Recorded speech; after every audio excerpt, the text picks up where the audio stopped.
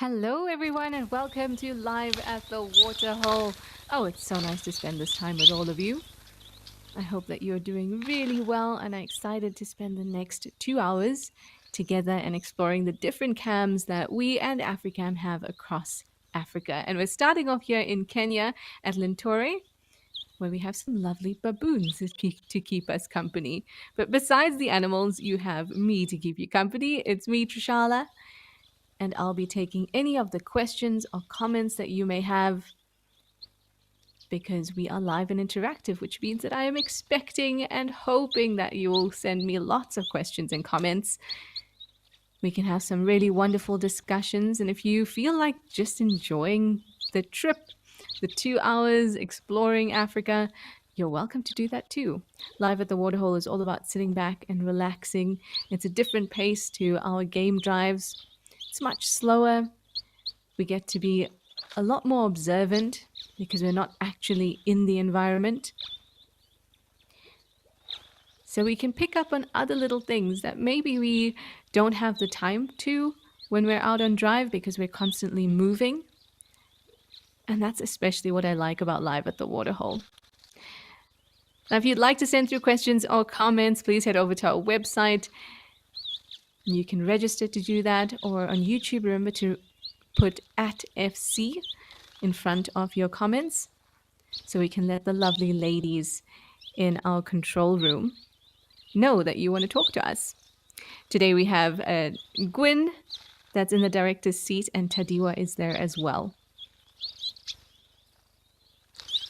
If you want to just keep up with the chat and the community, you can head over to Twitter or X and use #WildEarth.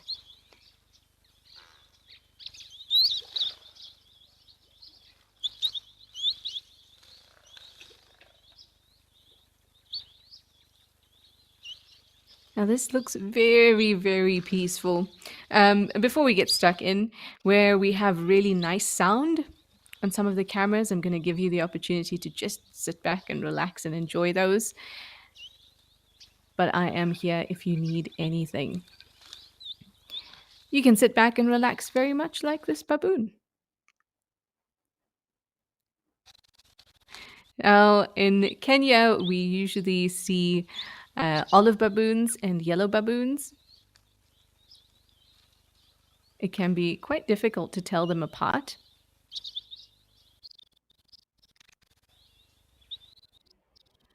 But the yellow baboon has quite an obvious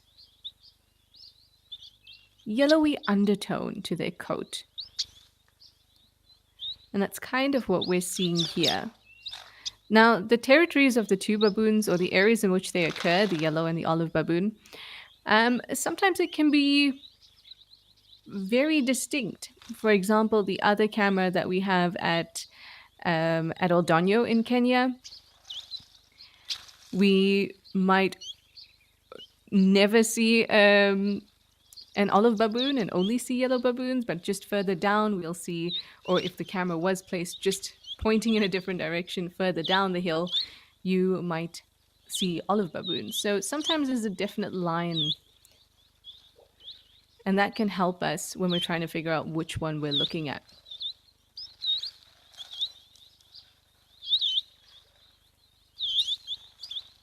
Now this looks like a proper grooming session.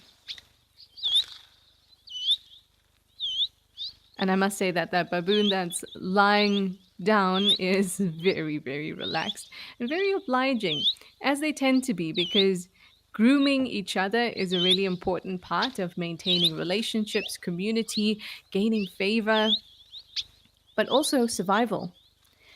You know, there's hard to reach places.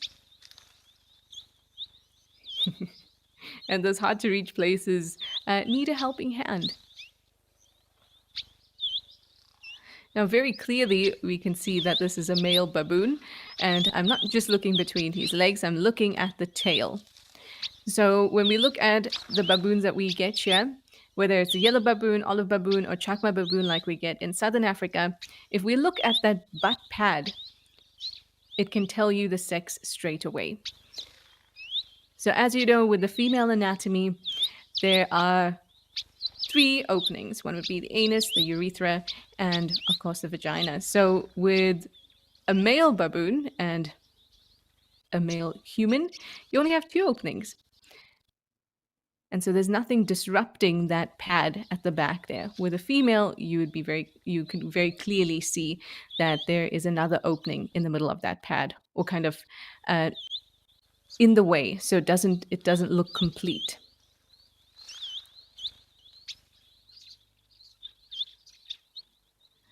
But this baboon seems to be thoroughly enjoying himself. I'm seeing lots of movements indicative of such.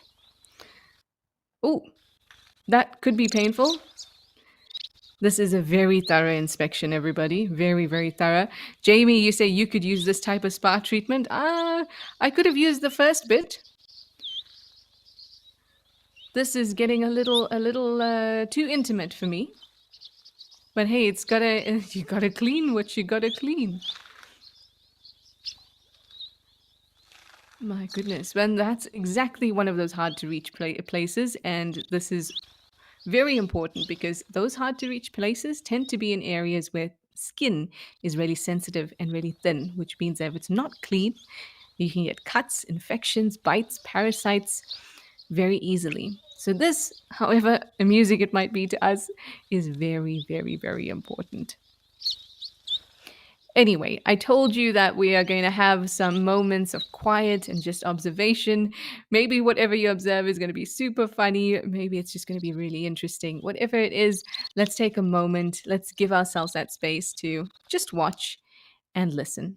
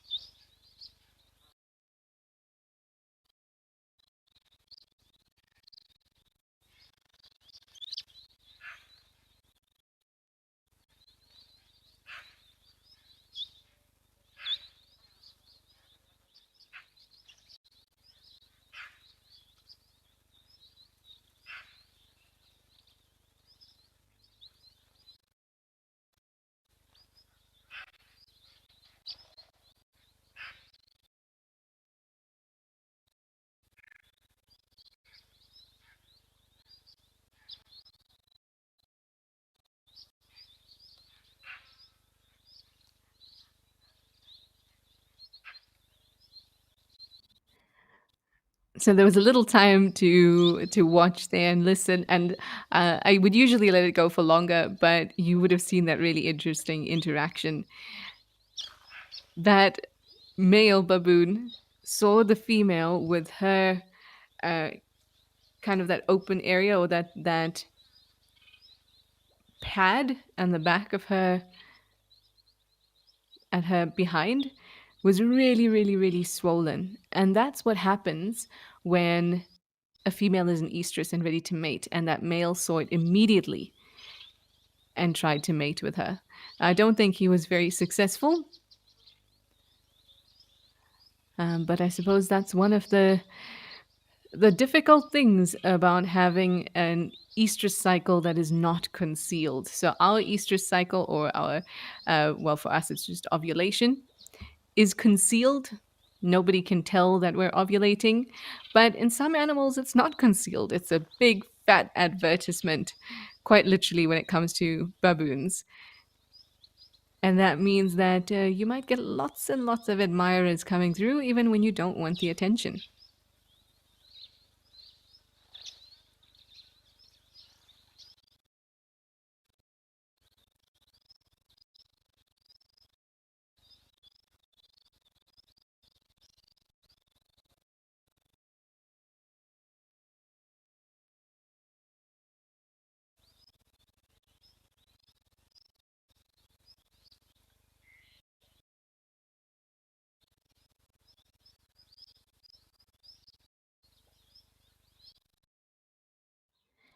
This is a really, really interesting way to start live at the waterhole, and I suspect, or I hope, that these baboons will stay here and we can return. But how about we head back down to South Africa to King's Camp in the Timbavati? There's a water monitor coming out of the water.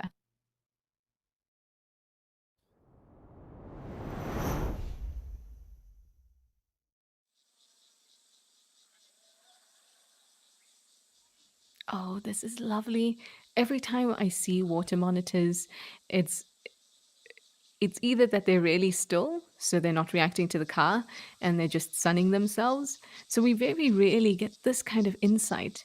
We're completely, well, we're totally not in the situation. We're not in the actual bush in this area with this water monitor. So it's literally doing what it would as if we weren't watching. And I love this because water monitors can be really reactive to your presence. I've only ever seen a water monitor twice, I think, moving around like this, digging and not caring about the vehicle at all. Every other time, and there have been hundreds of water monitor sightings, every other time they'll either not reacting because they're sunning themselves and very still, or they react by going back into the water. So this is special. Look at it digging. Oh, it'll be digging for all sorts of things. They have quite a voracious appetite. So they eat anything they can come across. But especially when they're digging, they're looking for little frogs. And they're so good at it. I once saw one digging in a dry riverbed for about 15 minutes, and it got pretty deep, and it got that frog. So that sense of smell must be really, really good.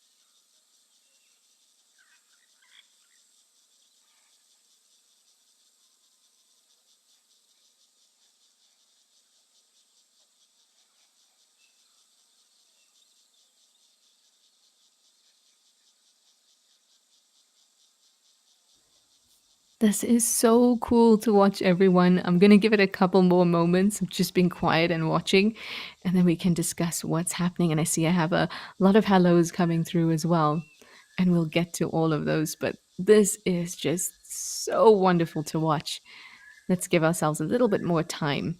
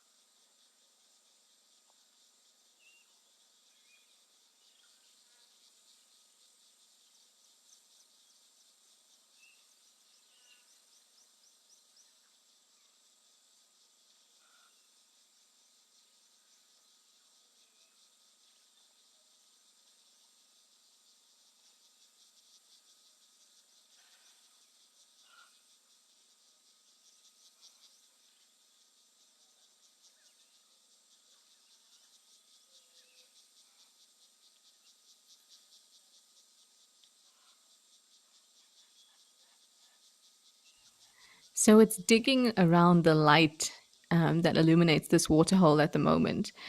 I'm actually wondering. I mean, I told you that they have an excellent sense of smell. You can almost see it using it to kind of detect where should I dig next. But I suspect that maybe this water monitor came to the specific spot not because it can smell that there's a whole lot of prey around, but more because the soil is already loose. So that means it's going to take less effort to dig in that area. And in the wild, it's all about effort versus reward. Is it going to be worth the energy that I spend? And can I do this in a more energy efficient way?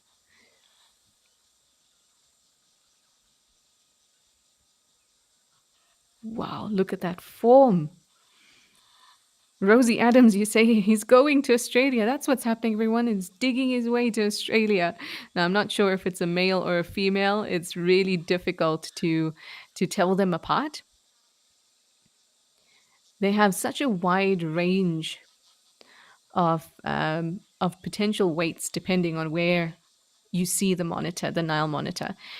So water monitors are also called Nile monitors. In fact, that's the word we mostly use for them.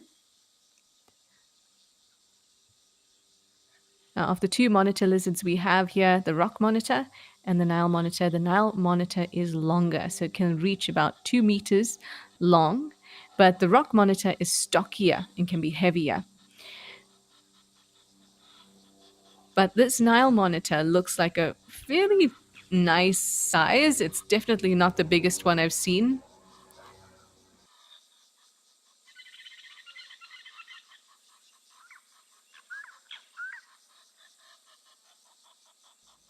Sorry, I just wanted to save you all from the sound of a helicopter passing over by. Oh, there's a millipede right there now, Monitor. Did you not see the millipede?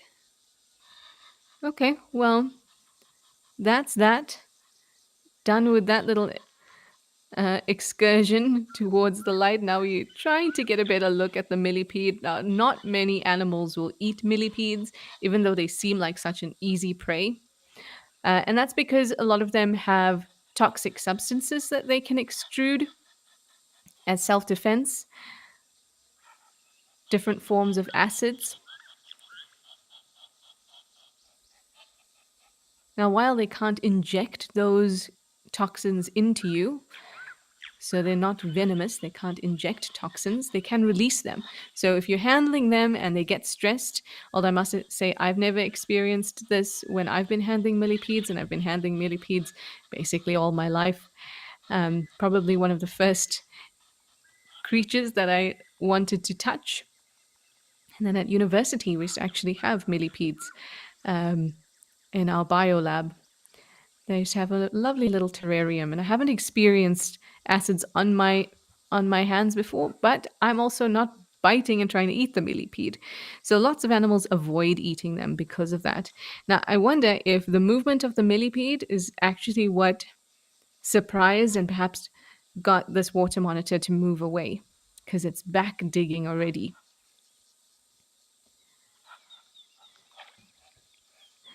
Rosie Adams, you also say it looks quite powerful. It does look very powerful, and they are, especially when you see the really big ones and you can see exactly where each muscle is attaching. So nice and strong.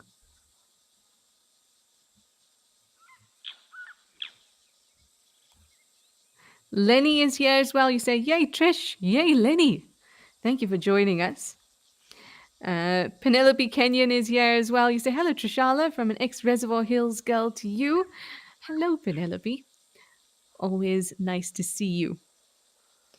Mercedes Beatty, you say, "Greetings, Trishala, crew, and chatters. Happy Saturday." It is a happy Saturday.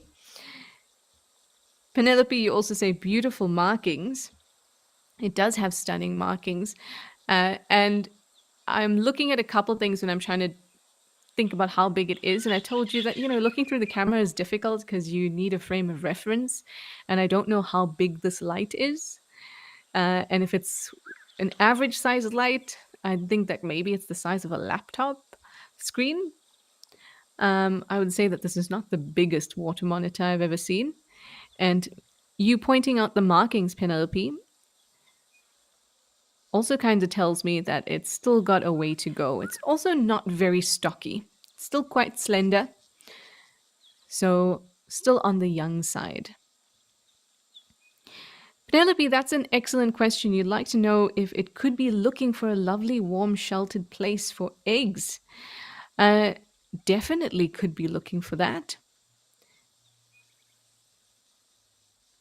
I mean, there's a couple possibilities: looking for food, looking for the eggs of other animals.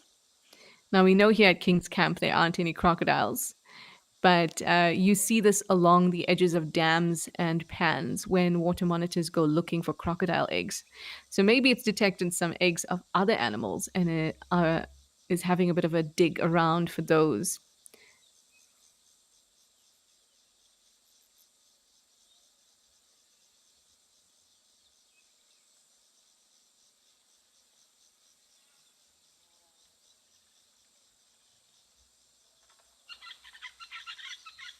Catherine, hi, Catherine. You say don't bite the cables. Yes, please don't bite the cables for multiple reasons. One, we don't want you to get hurt, and this already looks quite dicey. And second, we would like the technology around this camp and this waterhole to stay intact so we can continue to watch.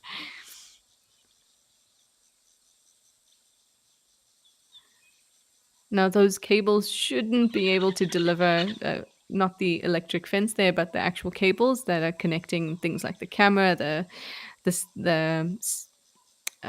microphone, the lights. They should actually be able to deliver um, currents high enough to really injure an animal.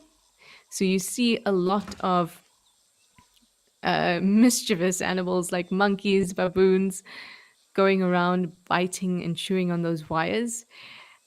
And it's an interesting thing because you might also see ants around electrical wires, and it might have something to do with a little buzz around those wires that we can't quite detect. However, if you were a curious child and you once or twice chewed on the end of a battery, because that's normal, right? You might have also felt that little tingly kind of sherbety feeling. I don't know how else to describe it, like a fizzy feeling. And it appears that animals can enjoy that too. Well, maybe I don't know if they're enjoying it, but whatever it is, it seems to attract ants and other animals. So, Catherine, maybe by you saying "don't bite the cables," you're actually giving it a good warning to avoid addictive substances.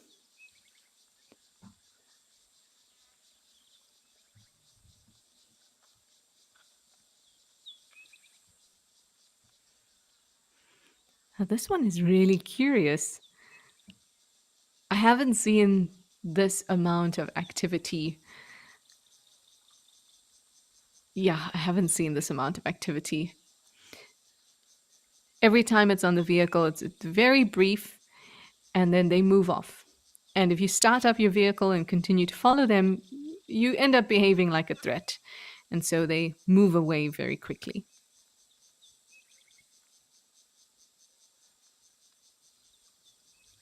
It goes slinking off, last bit of tail just moved away there over to the other side. Well, whatever this water monitor was looking for here, a nice place to nest, uh, a nice meal, whether it be eggs or frogs, this was not the place for it. That was so cool, everyone. Really, really nice. Anyway, let's have a little bit of a change of scenery and head over to the Western Cape. Let's go to Stony Point in Betty's Bay, see what's happening at the ocean side.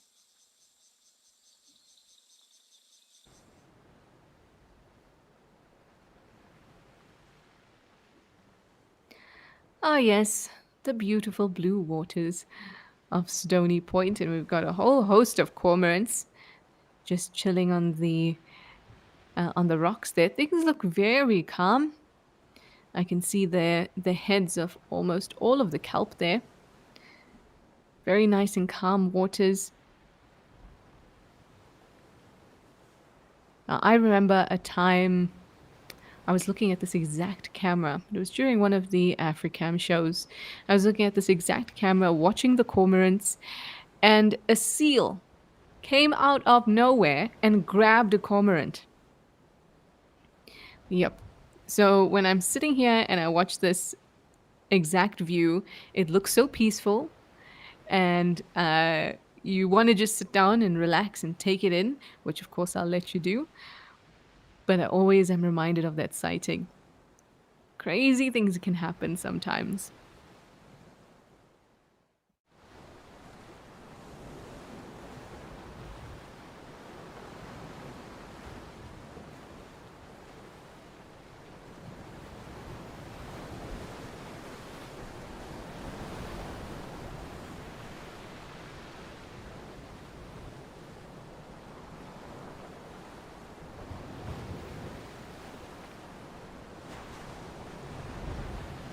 Now, mostly you're going to be seeing white-breasted cormorant, which are really obvious.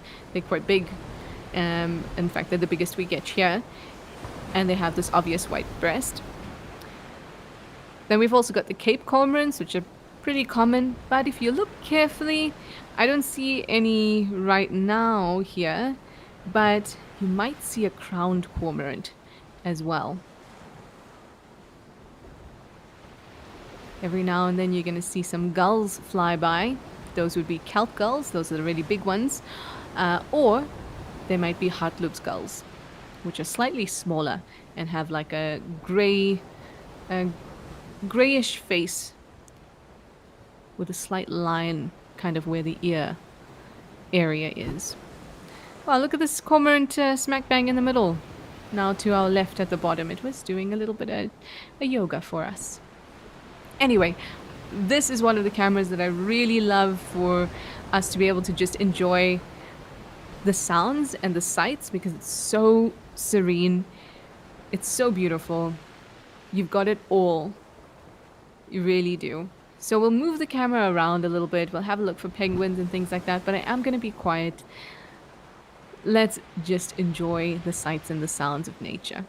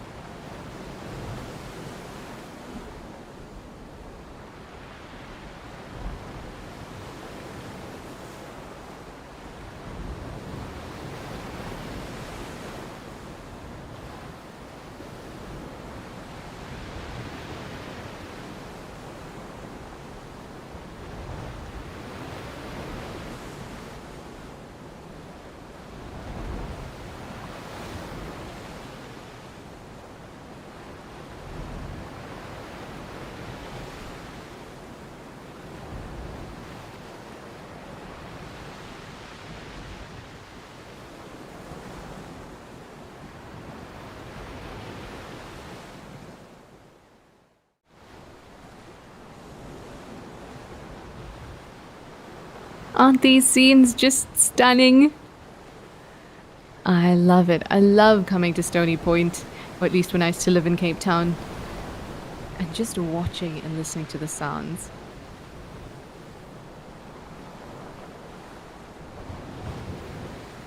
Rosie, you say beautiful blue. Really nice, and so much variation in that blue. And Joanne Mello, you say you love the ocean view of Stony Point. I know, it's one of those wonderful, kind of like within the range of our cameras, and everything is very bush focused. It's such a wonderful little break to see a different kind of habitat. Oh, and now we have, the penguins are giving themselves a little clean. I love it when they do this. They roll around and kind of smack themselves.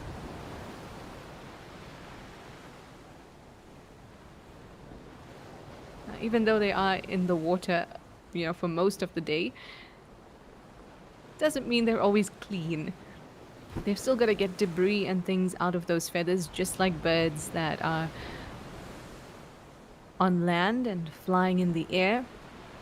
Because I say flying in the air because these African penguins, and penguins in general, I suppose, they look like they're flying through the water, and their movement's very similar to flying. But they've also got to keep those feathers clean, because like birds that fly in the air, the ability to fly, or in the case of the penguins, the ability to swim very fast using that flying action in the water, is their best defense. It's how they can get away from threats.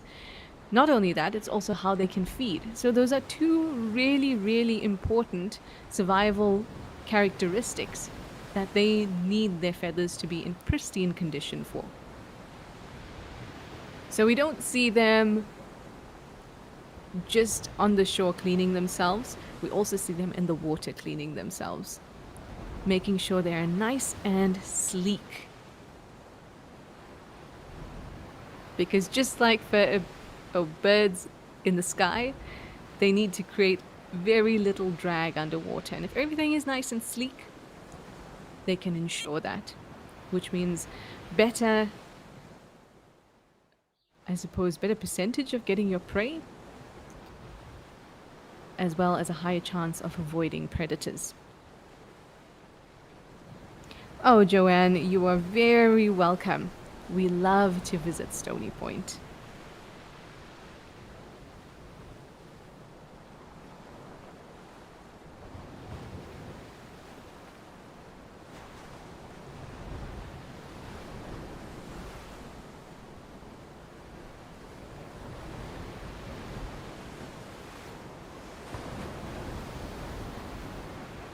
Now you might see some legs walking past, human legs.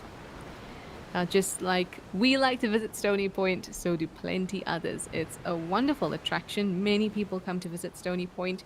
The other colony in the Western Cape is Boulders Beach, which is about 90 kilometers or so from Stony Point. So people can go to either one, but the Stony Point colony is larger. Having tourists come to visit areas like this, especially since it's well protected, you can't go off the boardwalk. You can only walk in certain areas, so disturbance is an absolute minimal. That means that people can come and enjoy and be closer to wildlife. And it also means that they can contribute to conservation by paying that fee. All of it goes towards the well-being of these birds and sandcob in general.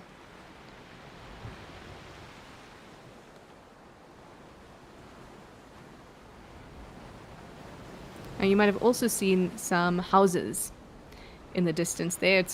Betty's Bay is quite a funny town in that the homes have been there for a long time, and the colony this colony was kind of started even after those homes were already built. So now what ends up happening is the penguins just get along with the community and go roost in their gardens and all sorts of things. When you drive through Betty's Bay, you'll see penguins in people's gardens. It's quite a sight.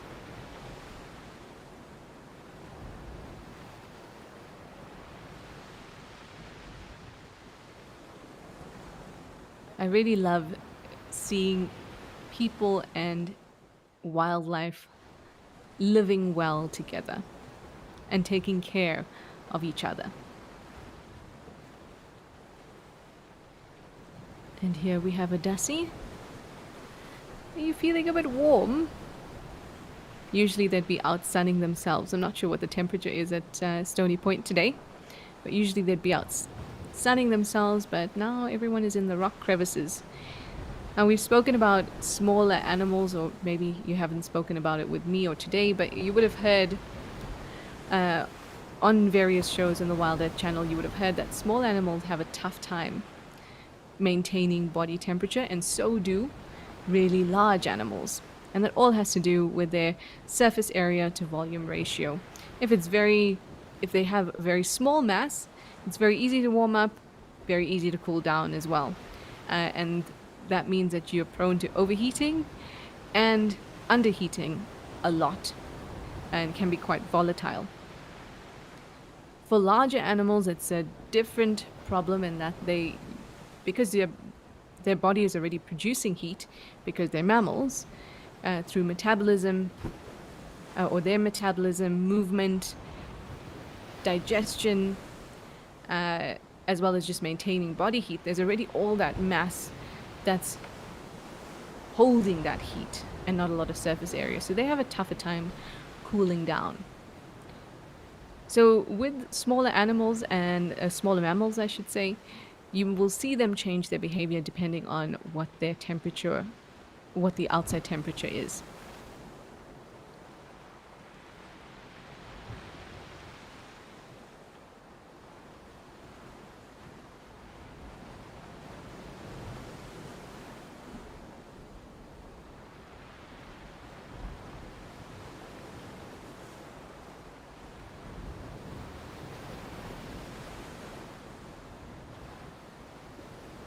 Lady Macbeth, you say you've been to Boulders Beach, very touristy. I've been to Boulders Beach a couple times as well, and there are smaller beaches kind of like on either side of the actual sandparks area that is a little less touristy, because you say Boulders is quite touristy, and those are a little bit nicer. But if I'm going to see the penguins, I always come to Stony Point. It's just a lot more relaxed. It feels very organic, and there's a lot of space. But Boulders is also very beautiful and well taken care of.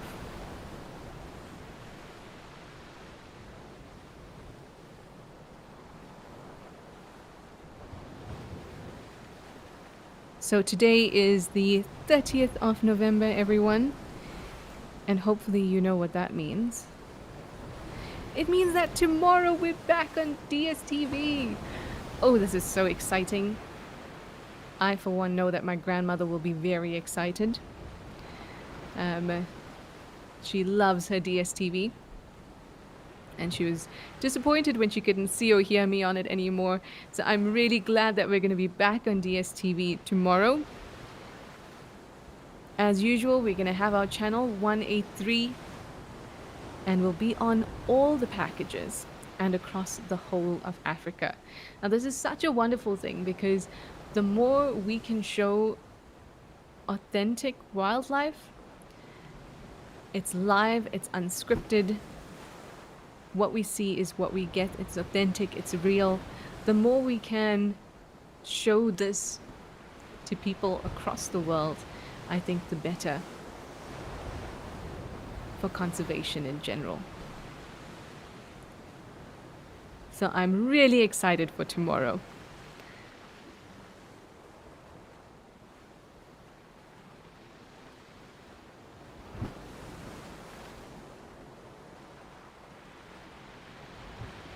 Look at that variation in that color. Now that mostly has to do with depth. as well as what is on the bottom, rocks, etc., will change the way that we see blues and greens in the ocean. But water itself is really good at reflecting blue light, which is why in general when we look at water it is blue. But the variation in that blue depends on a whole lot of things. The amount of sediment in it, rocks, shadows, depth. And I love it. Absolutely love it. Makes you want to drink it, but please don't drink salt water. You are not well equipped to deal with that. Unlike the penguins. Penguins do drink salt water. They have these glands, just kind of where their beak touches their face. They have these salt glands there that help them to expel salt from the water they drink. Because the penguins still need to drink water, like most living things. And they're not making a great trek towards some stream to get fresh water. They're going to be drinking ocean water, and they need to expel that salt.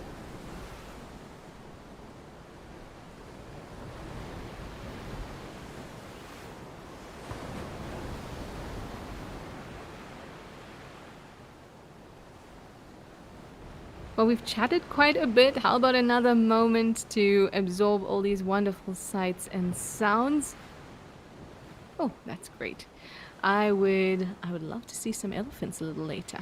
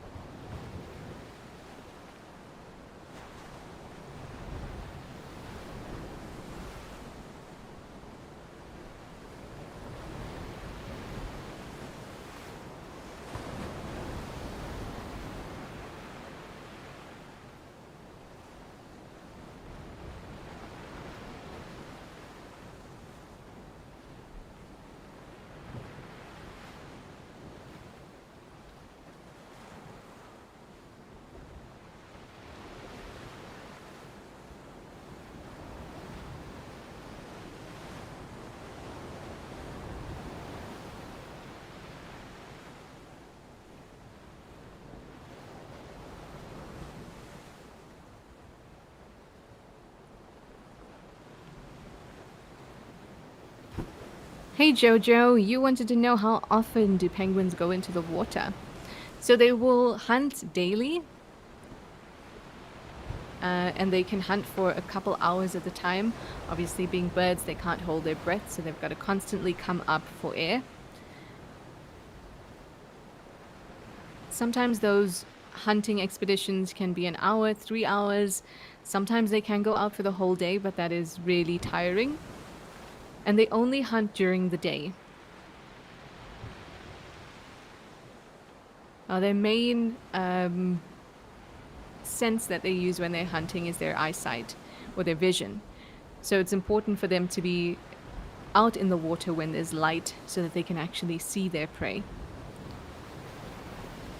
They usually stick pretty close to the shore, about 2 kilometers, 3 kilometers, so quite stuck onto the shoreline, but they can go out as far as 30 kilometers, and they might move up and down the shoreline as well quite a lot. But they come in and out. You will see a bunch go out and a bunch come in, and then they dry themselves off like we're seeing right now, and then they'll go out again. But by the time the light gets low in the evenings, they'll already be back at the beach.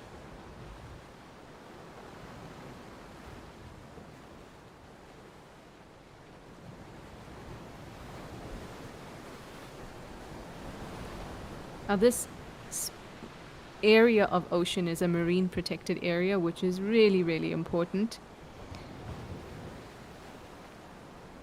African penguins are critically endangered.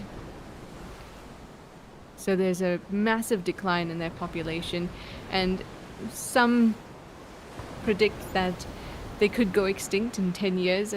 I mean, usually that's quite an extreme prediction, but it really is a wake-up call, and it's, if we want to make sure that the species can survive, certain things have to be done because the population decline is rapid, and being critically endangered is really not where we want any animal to be. So having marine protected areas are really important, and if we think about the threats to African penguins, there's two main things.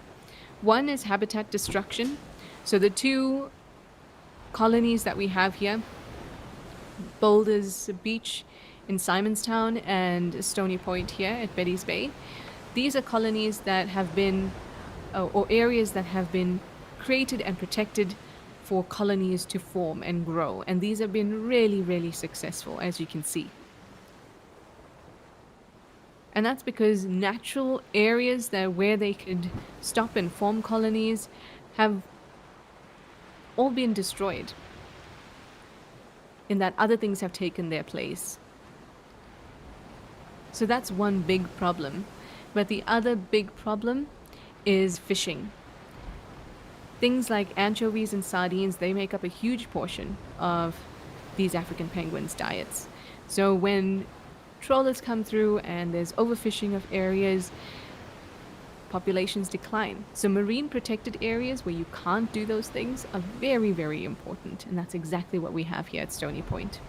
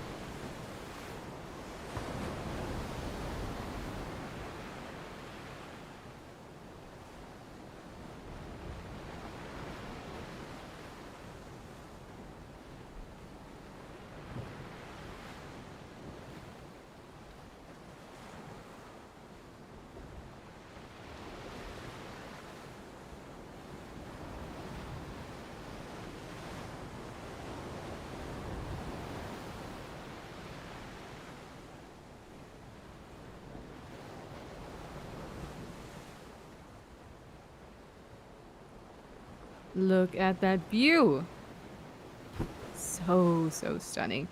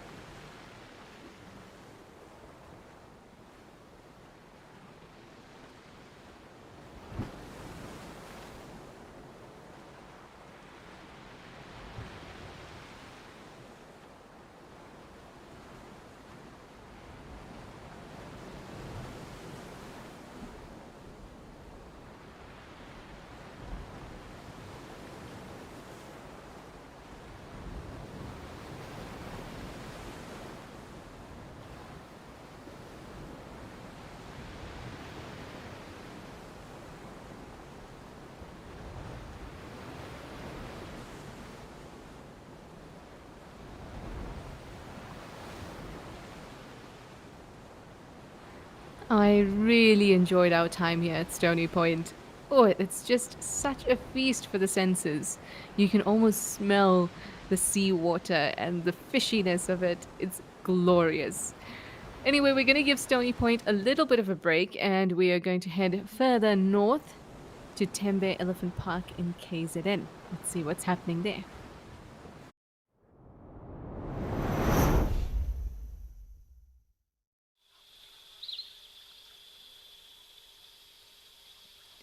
Lovely Samnyala.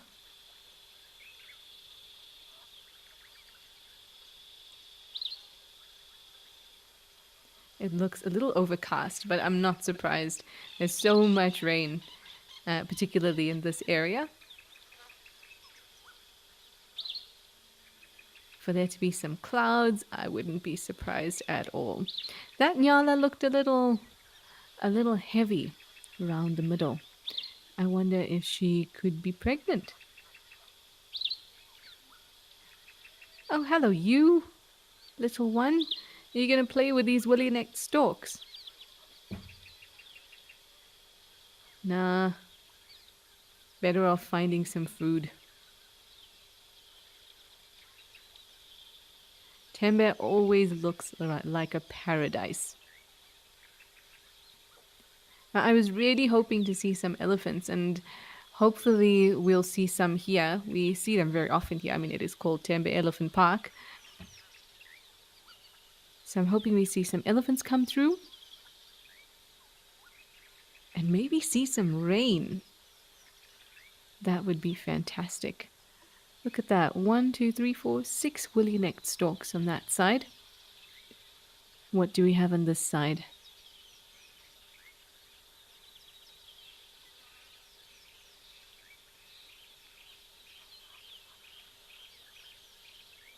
Is that an impala lying down there? Maybe.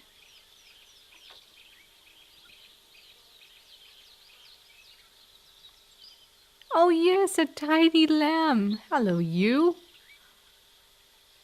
How's it going? Doing a little aloe grooming on your mum there? Very nice. Learning essential skills from a very young age. Animal lover, you'd like to know how come the big cats don't come drink around this time? It doesn't have so much to do with the time as it does to do with the temperature. So at this time, it's the middle of the day. So usually, this is the point when it's warmest. But if it's overcast, if it's cool, if it's winter, you might very well see cats come drink down at this time of day. So it has very much to do with what the weather conditions are like, as opposed to the time.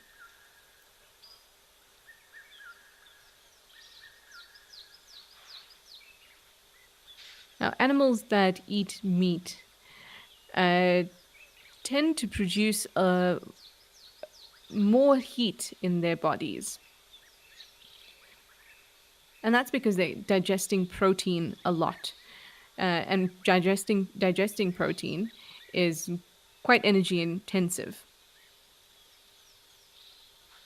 Now, apart from that, their hunting techniques, their movements require a lot of energy, whether they're ambush predators or they're coursing predators. All those things take a lot of energy. A majority of the cats are doing their hunt, well, not just the cats, but the majority of the large carnivores. So hyenas, the big cats, wild dogs, they're doing a lot of their hunting in those cooler periods. Now, cheetah are diurnal, so they're not going to move around a lot at night. But that still doesn't mean that they don't. And that's the thing is that we can say generally that big cats are not coming down to drink at this time of the day because it's hot, usually. But there have been many times that I have seen it when it has been very hot, and I didn't expect to see a leopard walking around at all in 32 degrees Celsius weather. But they do. More than anything, it depends on their needs. If their need at that point is to come down and have a drink of water, they will. But if that's not really their priority right now, they would rather be sitting somewhere where it's cool, shady, maybe in a tree where they can catch a nice breeze. They'd much prefer that kind of uh, area for the middle of the day than out in the open trying to get a drink if it's not what they need right now. So there really is no hard and fast rule, and it's very much a generalization. And every time we think we can say animals do this or animals don't do this, there's always an exception. Always, always. So mostly animal lover, it has to do with temperature, conserving energy, resting when they don't need to be out hunting.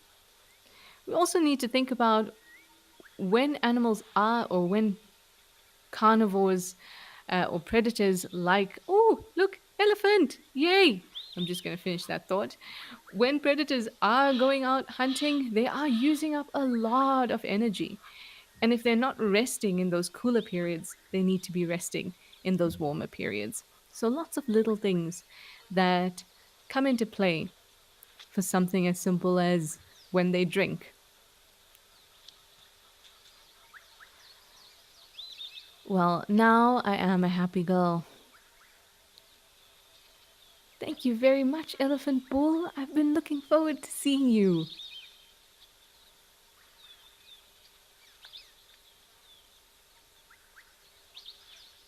He looks as enthused as I am. Such a strange thing when I see animals that I really want to see. It's almost as if I feel I could draw their attention through the camera. I just love them so much. That's all.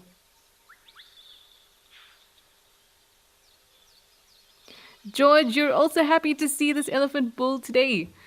Well, I am ecstatic that we get to share this together, but I honestly thought it was going to stop and drink. This coming back to what you were asking, animal lover, about big cats drinking and how we can say general things. And then when we really think about the reasons that they do certain things, we realize how complex it is. The same kind of happens when you think about elephants, and it's something I've experienced over the last couple weeks as well. Is that you expect that if an elephant is walking towards the water, it is going to have an interaction with that water. Whether that's drinking, splashing itself, going for a swim, whatever it is, you would think that moving towards the water is an indication that it's going to interact with it. But not always. I mean, I had an elephant last week who walked right to the vehicle that was parked right at the water, stopped at the water, and then walked away. This elephant, I was convinced he was going to go down, have a nice drink. No. Maybe it's the quality of the water. We know that elephants are really fussy. Maybe they just came to check it out, but they're not actually thirsty.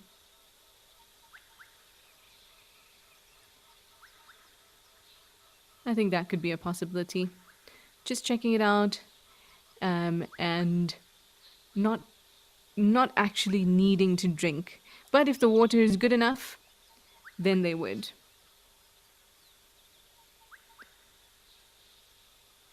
And they have such an excellent sense of smell that I'm sure they can pick up cues on the quality of water without even touching it. And here we have some very, very busy crested guinea fowl. I do love these birds. They're very amusing to watch. Now, just back on elephants for a moment.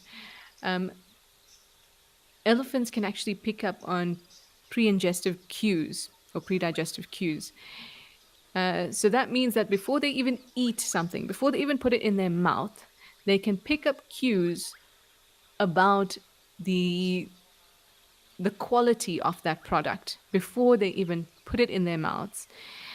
So I've read this about elephants and plants, which is why I say I think that it should be the same for water. I'm sure they could pick up on cues as well about the quality of the water, because before they can even eat something, they can pick up on whether it's very tanniny, very if the tree has begun to release volatile compounds and things like that. They can pick up on all of that before they even before they even eat the leaves. And now we have some bulbuls.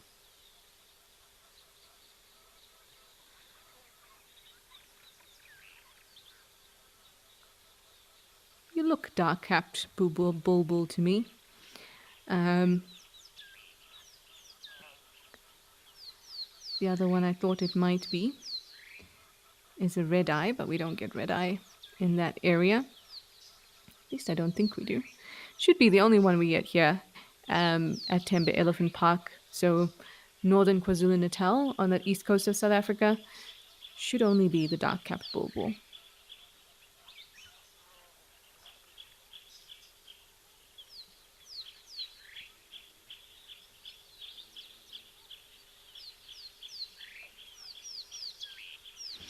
Forest Green, you wanted to know, talking about the elephants, how do their ears get worn out around the edges and why?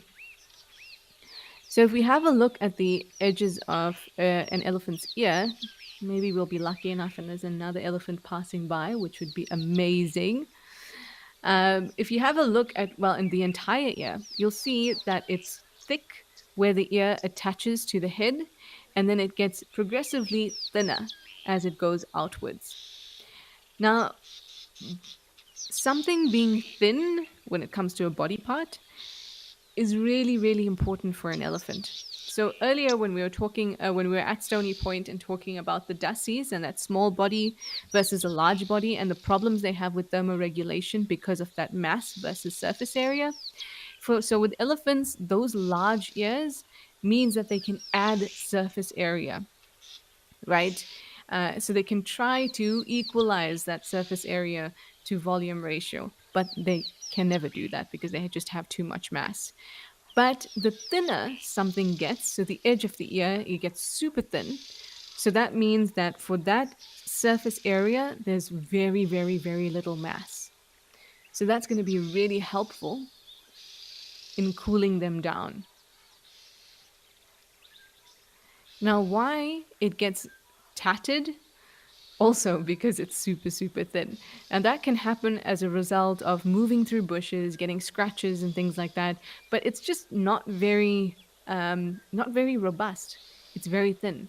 But even when it is cut and tatted and ripped like that, it still provides the elephant with what it needs in terms of still providing surface area so that they can kind of combat the skewed ratio of having so much mass compared to surface area, which means that they can't cool down as effectively as other animals that have that ratio that fairly equalized.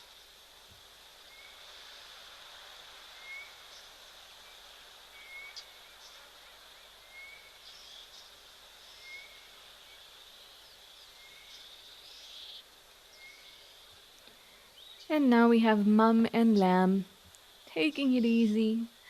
I'm sure they're enjoying the breeze. Your ears are so big, little one. Having a good old nap. This is a good idea for a Saturday midday. Very good idea. So I'm going to give you a few moments to get lost into the sights and sounds here at Tembe and try not to fall asleep. But if you do, watching these two lovely sleepy impala, I will totally forgive you.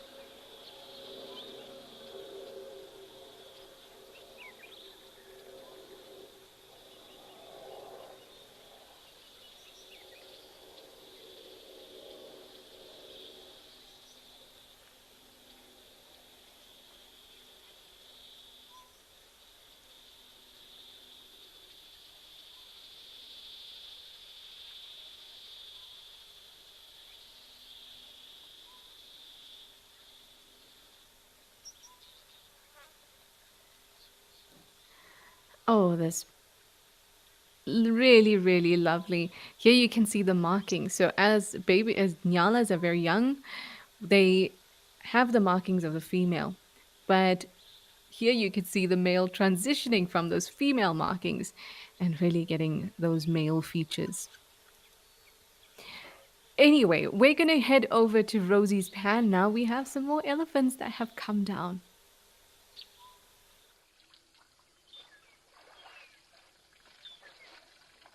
Oh, this is a time to be quiet, everyone. Elephants splashing around the water? Yes.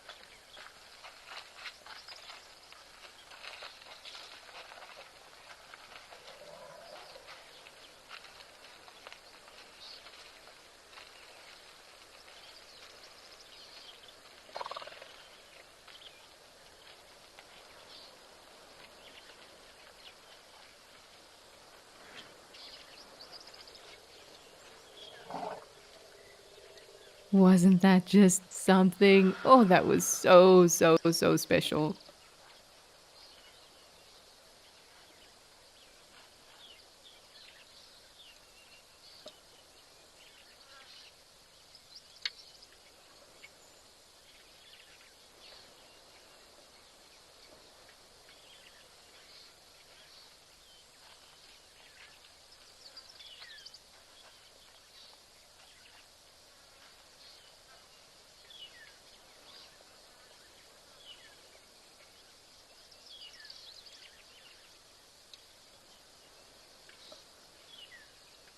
It was so wonderful to just listen to them that whole time they were drinking.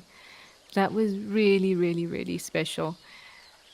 And if you are able to and lucky enough to come to South Africa or anywhere in Africa and be able to spend time with the elephants, I would so recommend just sitting in their presence quietly and listening to them. It can really it can transport you really out of yourself and you can be totally in that moment.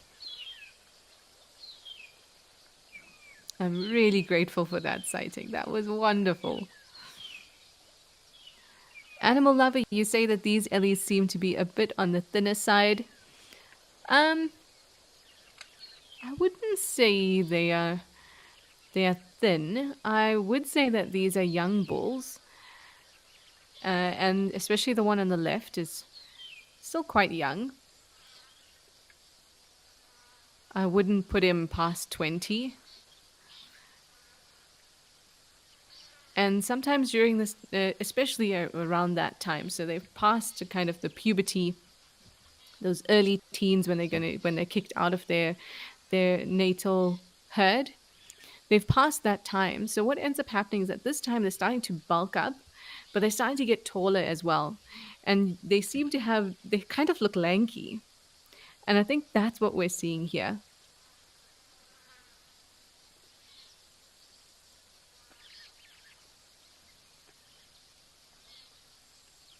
Again, with the cameras, it's difficult to really figure out how tall something is, how big it is. But I think they're okay. I think they're just a little lanky, and they'll grow into that.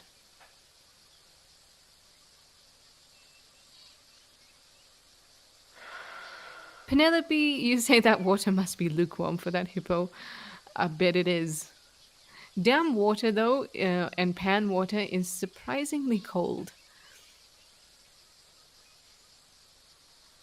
But given the depth of Rosie's pan, it's pretty shallow. I think that water is probably perfect.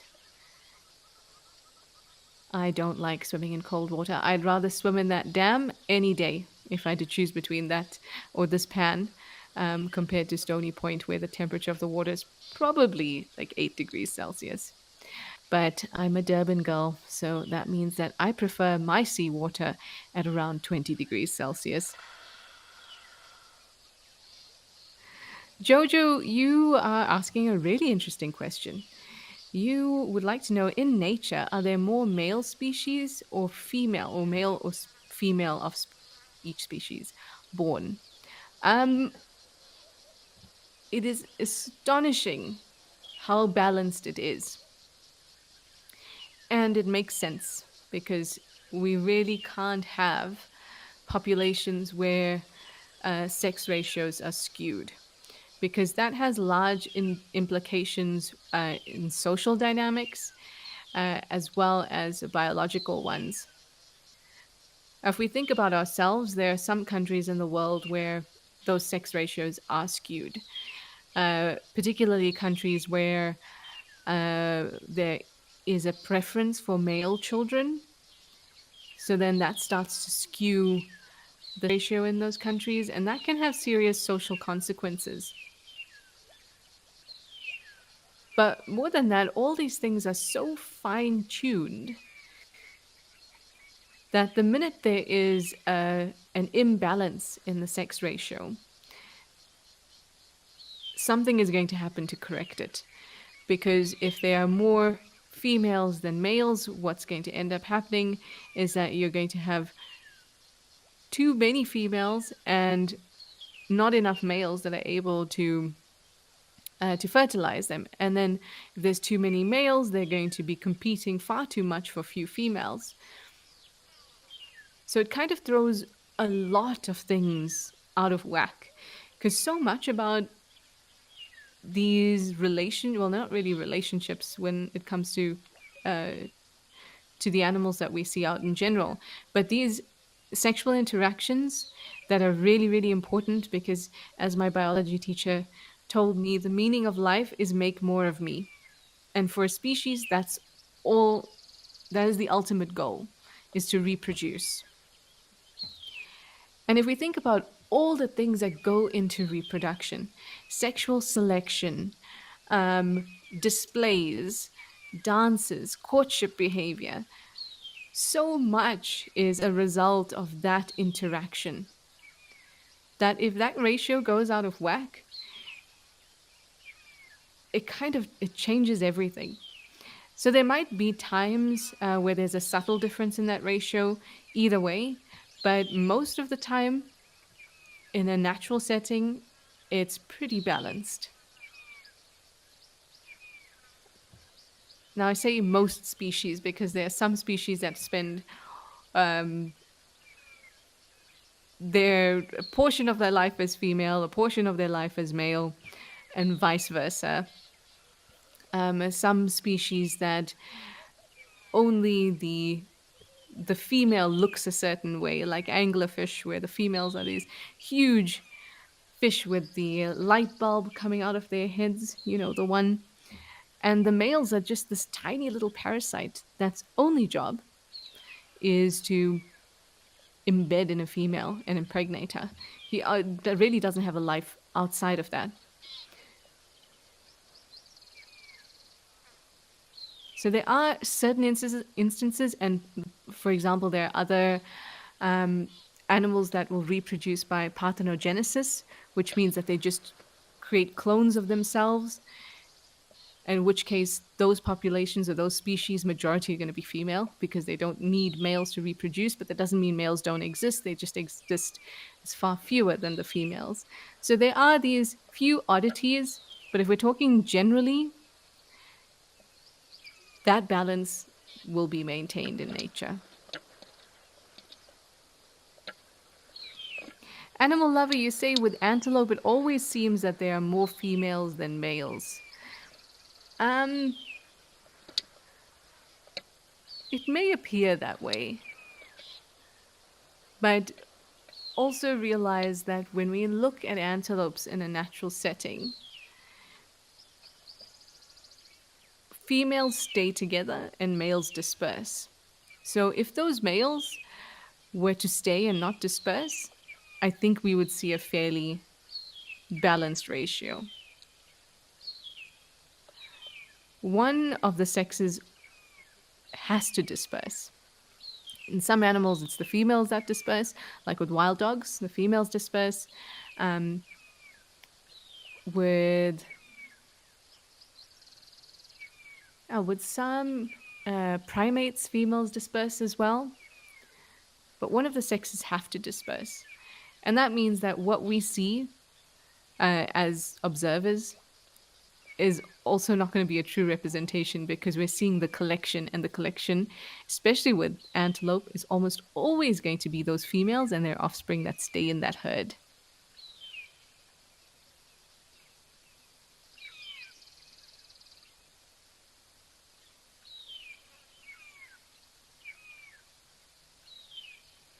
Another thing to consider, I mean, a lot of social structures looking at this hippo. Oh, yes, we're talking about you finally. Well done. Thank you for showing that off. So hippos have a harem, which means it's one male, one dominant male, and several females. So that already might give you an idea that there's more females than there are males. But there could be other other males as well that are not dominant as long as they're behaving subordinately uh, to the dominant male, that's fine. But even so, there are not a lot of them, especially not compared to the females. So then we also have to consider something else. And I'm looking at this hippo because males lead a riskier life generally.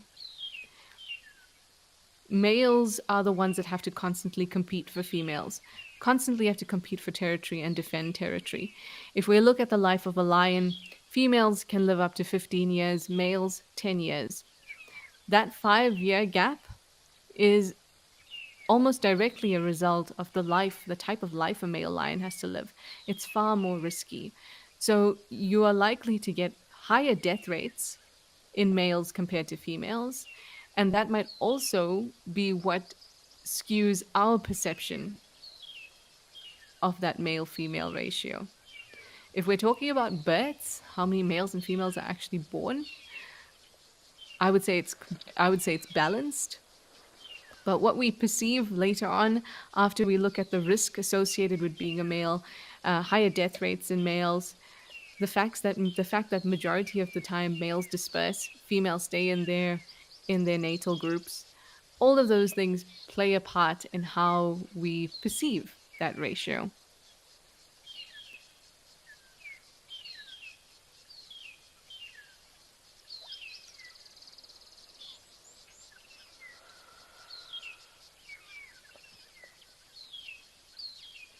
Young male hippos have a really tough time.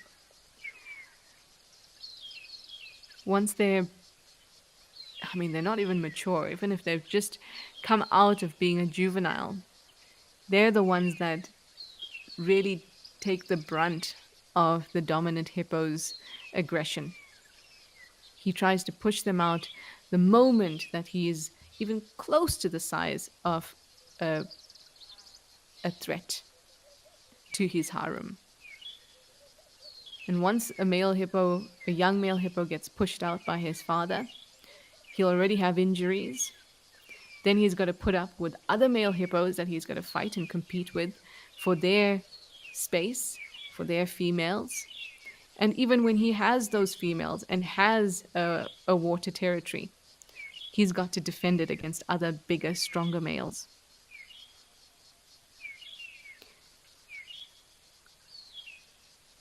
It's a tough life out here in the bush. And for many males of the species, of each of these species, death comes a little closer and a little quicker compared to the females.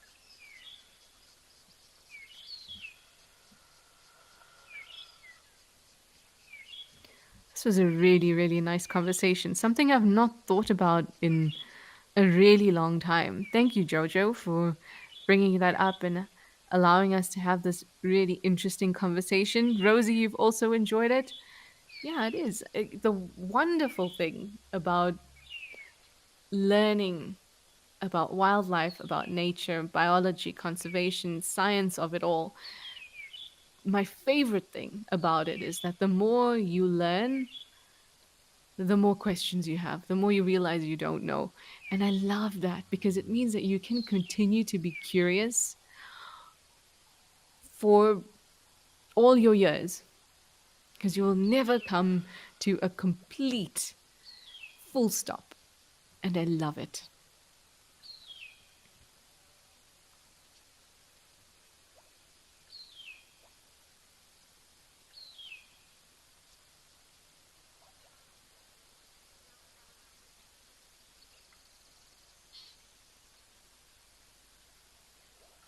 Oh, isn't this a joy? Some blue wax balls. I was about to call them blue lapwings. My goodness, wouldn't that be a sight? Blue wax balls, everybody. They've gotten soaking wet. You're meant to do this slowly, subtly. Oh, we have a female sunbird. Who are you? Oh, and off you go. Never mind.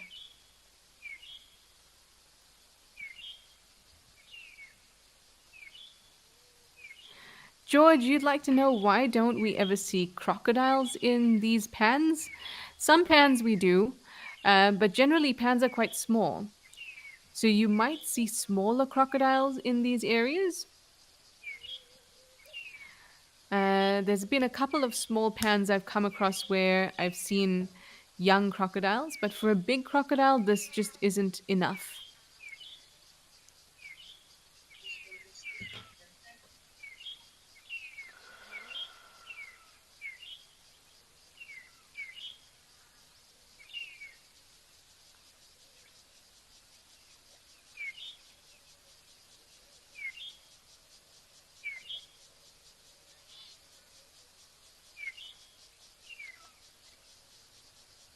Crocodiles need a good amount of space. Crocodiles are also ambush predators. So, in order to take advantage of that side of them, they need to be able to have enough space so that a potential prey can't see them as they make their approach. They need enough space to be able to sunbathe along the edge of the dam or pan and hope that nothing can see them.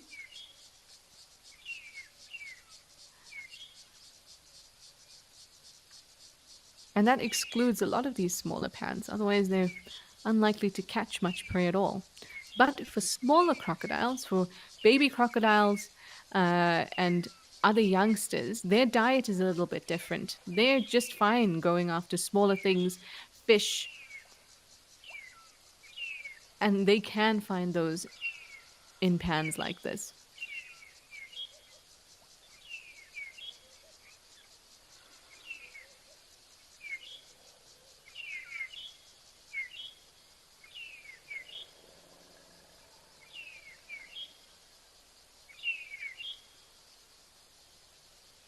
Spas, I see you're happy to see the hippo here again at Rosie's. It's always good to see a hippo in a pan. Sometimes when I see an empty pan, I feel like there's a gap and that anyone can come and take it. And I like to see those gaps filled up with hippos.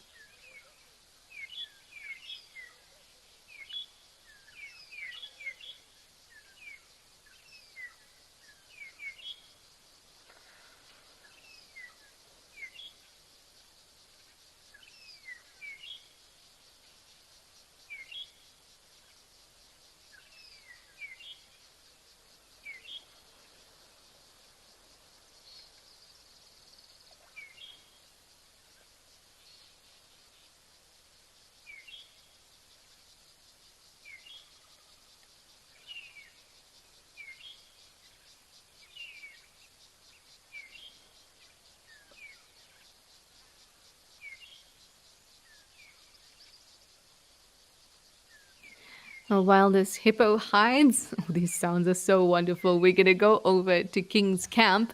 There's some buffalo weavers that are building some nests, and I'm sure that those sounds are going to be amazing.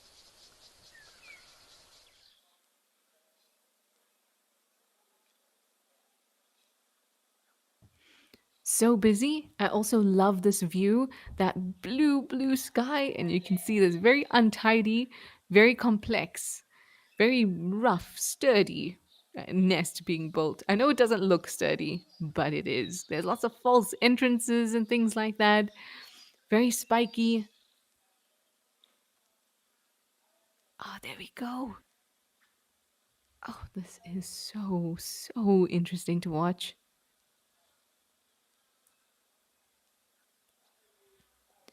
Birds can really weave some intricate shapes.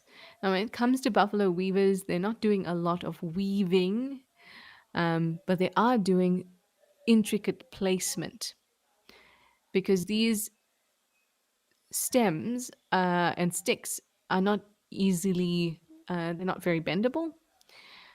They're very stiff, but they are very precise in how they pick them up and where they put them in. But other birds that make smaller nests, particularly those made of grasses. So grasses are really bendy, and you can move them a lot and make them into knots and things like that. To watch birds make nests is unbelievable. It kind of reminds me very much of if you crochet or you sew, and different types of knots and loops that you would make. Birds seem they can make those in a simple form, but they can make those. It is really out of this world when you think about it, how intricate those movements are. And like I said, with buffalo weavers, there we go, got a stick. It's a bit more stiff and they don't have that kind of flexibility, but their placement is precise. Anyway, I'm quiet because these sounds are amazing.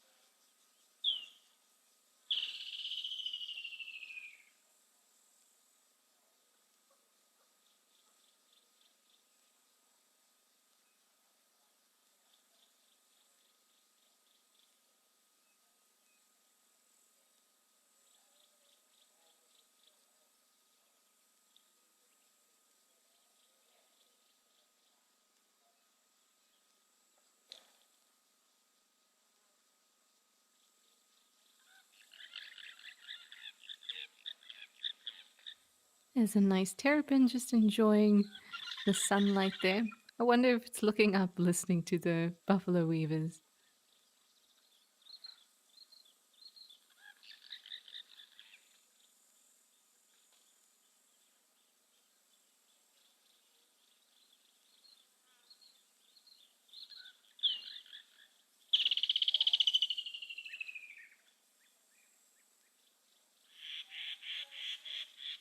Oh, look at this. Isn't this just spectacular? I hope you had the woodland kingfisher in the background as well.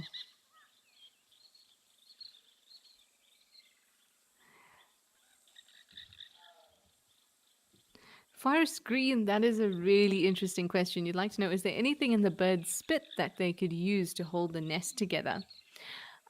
There's only one bird that I know of that uses saliva to kind of glue pieces of the nest together, and those are swifts. There's one swift. Oh, I can't remember the name. Ooh, edible swiftlet? And does that sound wrong? That sounds wrong. But they make their nest entirely out of their saliva, but the other swifts use their saliva to kind of bind the nest together. But that's the only bird that I know of that does that. Other birds can use other things. You might see spider webs, like silk, being used.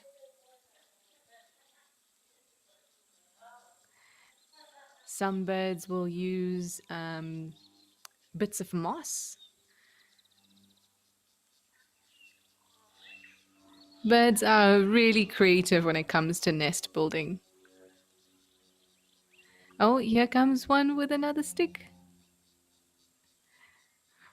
Ooh, well done trying to get that zoomy.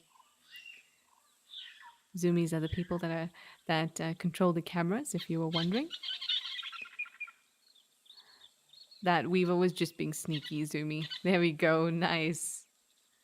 And look, it's almost like it has a very precise idea of where it wants to place that particular stick. Davy, this is a really interesting question too. You're asking with nests, what about the bird determines what kind of nest they build? Their life history determines what kind of nest they build. So when I say life history, I mean their general habits. So if they are nesting on the ground, so most of the time birds that nest on the ground are not strong flyers, and they're going to build different types of nests. So ground nesters might just have a scrape. So they just kind of create a depression in the ground, and they have to compensate for that because remember the biggest thing when it comes to nest building. So nests are only built when there are eggs, and eggs again make more of me, meaning of life.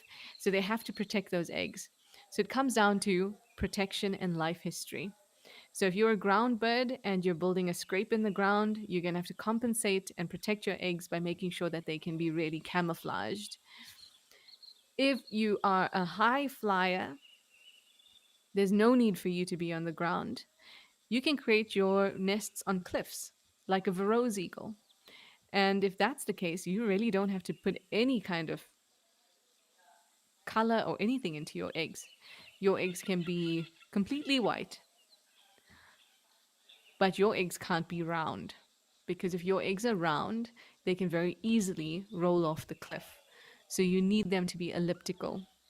So if you've ever taken like a chicken egg and kind of like rolled it gently, you'd see that because it's elliptical, it'll kind of roll in a circle, and so it can't roll off onto over a cliff. And then if you're building a nest in a tree, you don't need to think about nest or egg shape. You can just have round eggs. But it's kind of very much, no pun intended, a chicken and egg question. Does how you build a nest or determining what type of nest you build and the eggs you build or you create, um, did that come first and that determine whether birds were on the ground or on cliffs or in trees, or did the fact that they were there determine how the nest was being built? So it's in a way an unanswerable question, but life history, where they spend the most of their time and keeping the eggs safe, are the things that are going to determine what type of nest is going to be built. It's a very, very interesting question that there really isn't an answer to, but one that has really piqued my interest. And good timing as well, because we're coming to the end of Live at the Waterhole, and you, Davy, have given me some some homework to do. And you know how I love homework on a Saturday. I actually do. That's why I say you never stop being curious when you enjoy learning about wildlife, and I do. Well, I hope that all of you enjoyed this. Thank you so much for your questions and your comments. See you again soon. Bye for now.